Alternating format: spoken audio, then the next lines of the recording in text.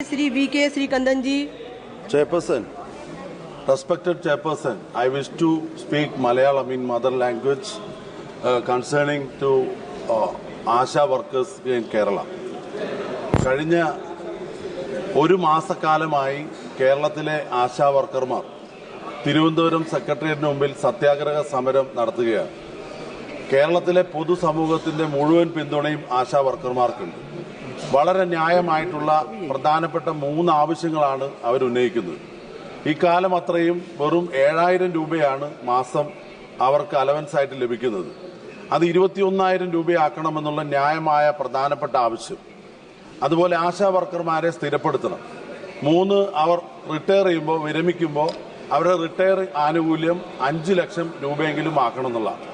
ഈ ആവശ്യത്തോട് ഇതുവരെയും നാളിതുവരെയും ഒരു ചർച്ച പോലും സംസ്ഥാന സർക്കാർ നടത്താൻ തയ്യാറായിട്ടില്ല.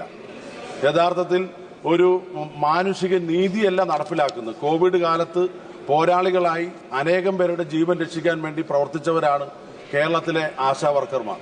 അവർ ആവശ്യപ്പെടുന്ന ന്യായമായ ആവശ്യം ഒരു ചർച്ചയ്ക്ക് പോലും ഗവൺമെന്റ് ഇതുവരെ തയ്യാറായിട്ടില്ല.